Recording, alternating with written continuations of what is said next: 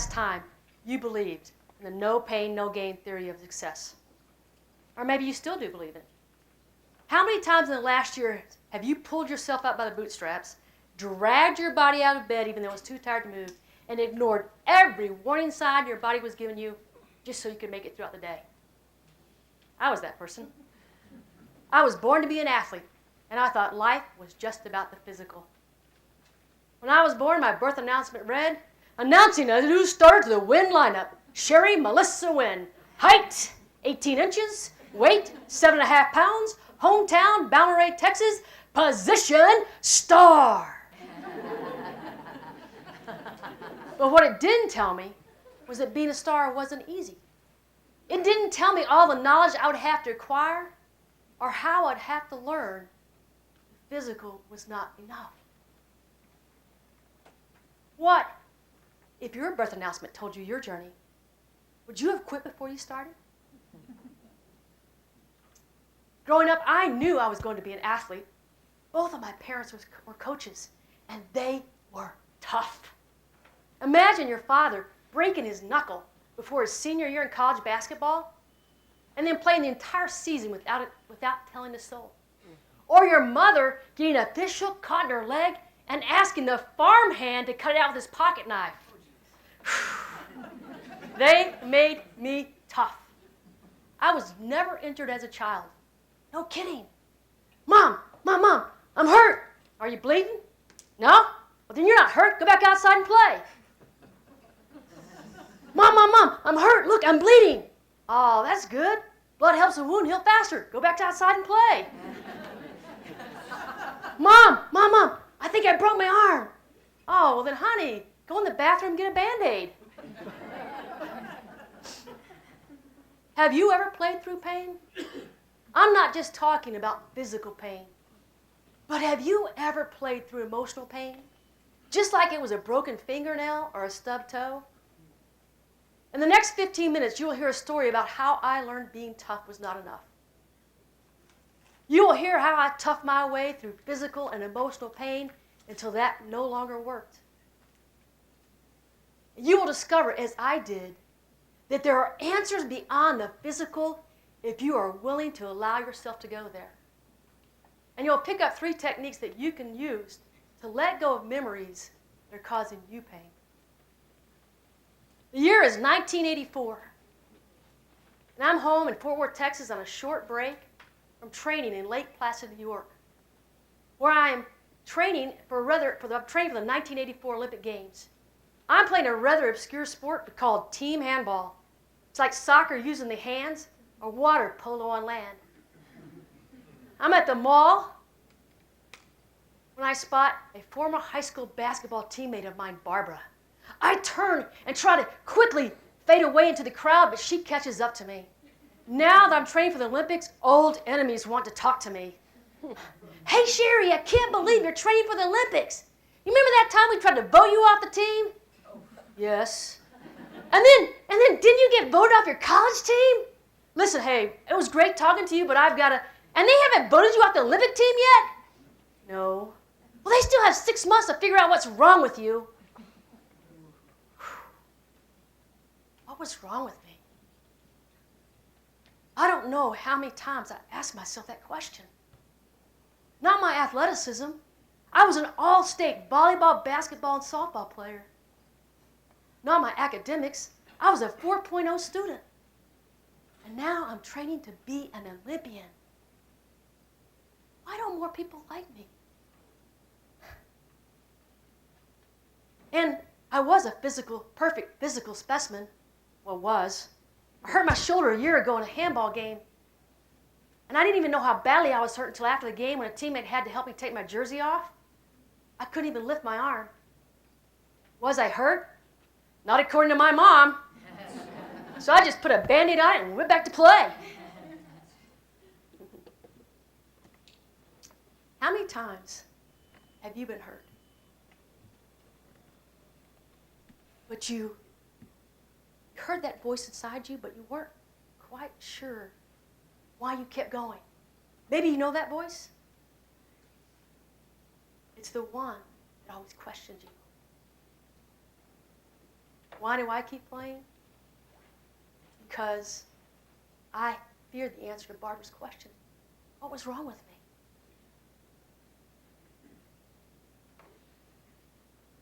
Now, I'm at the 1984 Olympic Games, living my dream, a dream that's about to transform into a nightmare. It is 30 minutes before the start of our third game, and the thing I feared the most is happening. A doctor who I had not even known until 5 days ago is telling me I'm not playing. Sherry, after examining you this morning and looking at all the inflammation in your shoulder, I think it's best that you don't play because I'm afraid that you're going to ruin your shoulder for your life. I've talked to your coaches, and we all agree that you're not going to play. What? Are you kidding me? Nobody's cared the last year when I played, and it's my shoulder. Why don't you tell me something easier, like just don't breathe? I'm not letting this doctor and my coaches vote me off this team. Don't they know it's not about the game? It's about me. I glare right through the tinted eyeglasses of that doctor. Who are you to steal my life? I'm going to have to censor the rest of this conversation. This is a TED Talk. Who are you to steal my life? Who the bleep do you think you are? I'm playing. Do you hear me, you sorry son of a bleep? The only way I'm not on that court is if you kill me. So shoot me now or get the bleep out of my way. This is not one of my prouder moments. They allow me to play, but the truth is, I'm not very good. My teammates would have been better off without me. But I play, and nobody's taking that away from me.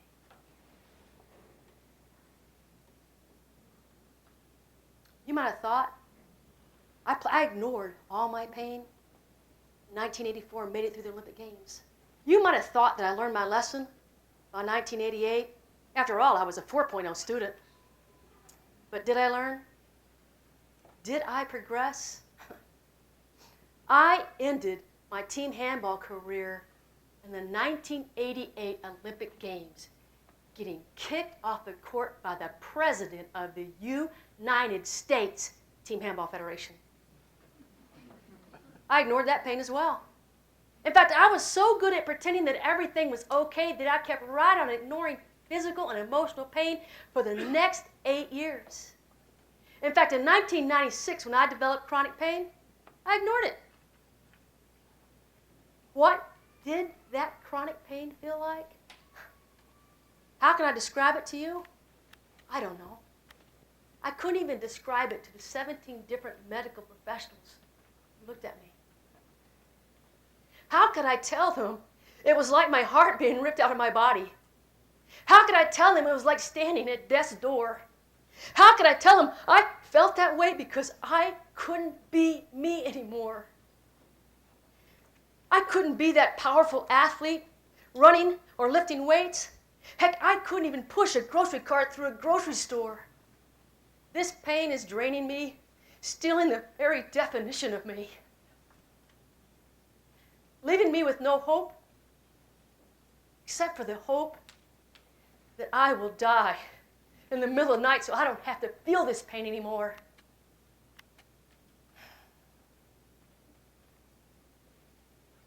What I didn't understand was that by ignoring my pain, I was actually creating more of it. It's like having a wound that you never clean.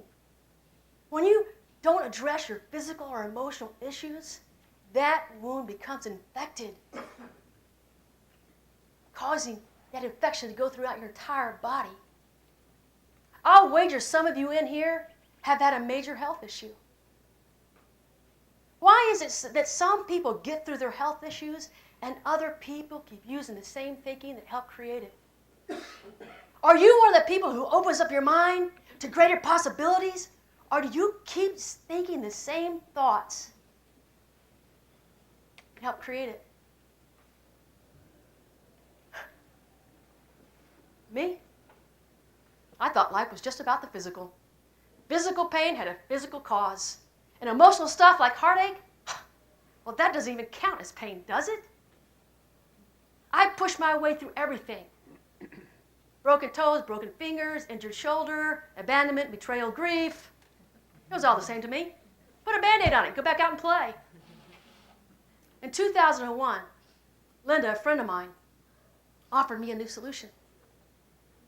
Sherry, why don't you look at this therapy that works on the body, mind, and spirit? Huh, spirits?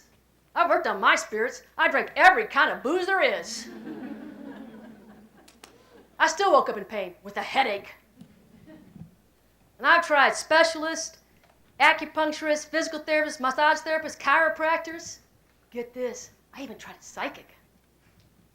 She told me that in a past life I was a decorated general and led thousands of men right into a massacre. I'll bet they wish they could have voted me off their team. How about Sherry, what do you have to lose? My money, my hope, my sanity? Nothing much.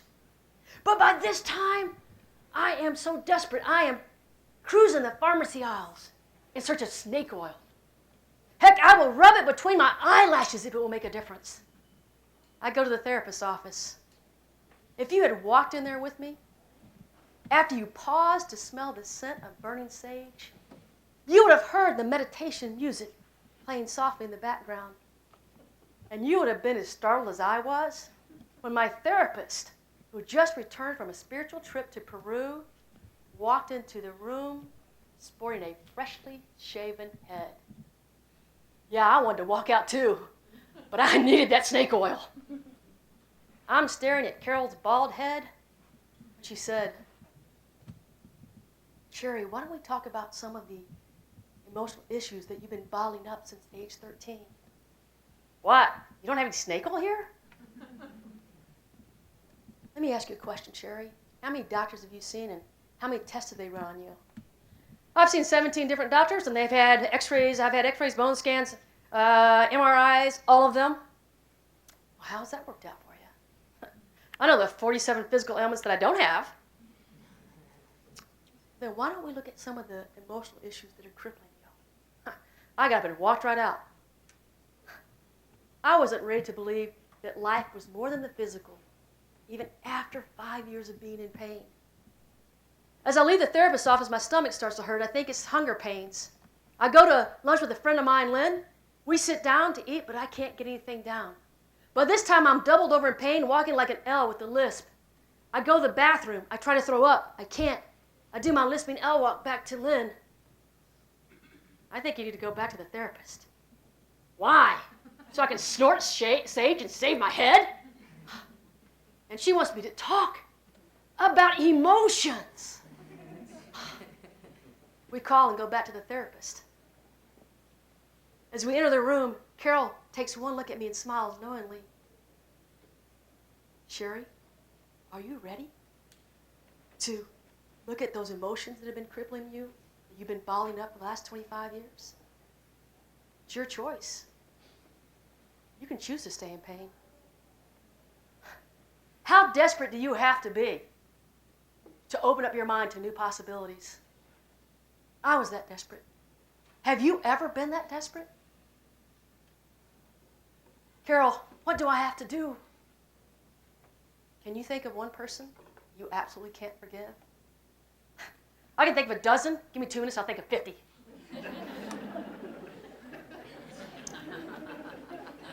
But who is the one person you absolutely can't forgive? The one that hurt you the most? Me. It's me. I got off that table free of stomach pain. Now, Carol didn't heal my chronic pain, but she did open up my mind to the possibility that holding on to past emotions, my anger, grief, abandonment, was actually hurting me. There was a connection between my physical pain and my past. I cannot prove to you that forgiveness healed me.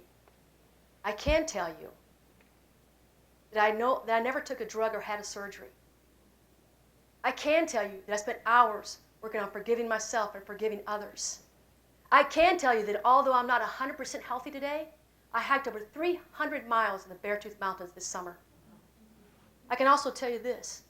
You can't just pay lip service to forgiveness. It has to be real. How do you move toward real forgiveness? I want to share with you 3 of the most powerful things that work for me. 1, believe your journey is not to do or to have, it is to become. To become the best person you can become through your life journeys. Like mine was not to be an Olympian. It was to become the star of my journey, to become more loving and compassionate. Next, when somebody does something to you, ask what they're doing for you. How is that person helping you become better? How did Barbara help me? She taught me the impact of having judgment on others. She taught me the value of seeing the best in others. And last, take responsibility for your feelings and reactions. When you feel different about something, it changes the event. I was angry about the Olympics for 15 years until I looked back at it and saw that the courage and tenacity I had during that time is the same courage and tenacity that gave me the confidence to be successful. Life is not just about what you see. It is about what you feel. Changing your perception changes your reality. I want to leave you with this quote from Anne Lamott, who said, "Forgiveness is letting go of all hope of having had a better past." And I want you to also take this with you. In order for you to become the star of your journey, embrace letting go of your past. And remember, change in perception changes your reality. Life is more than the physical.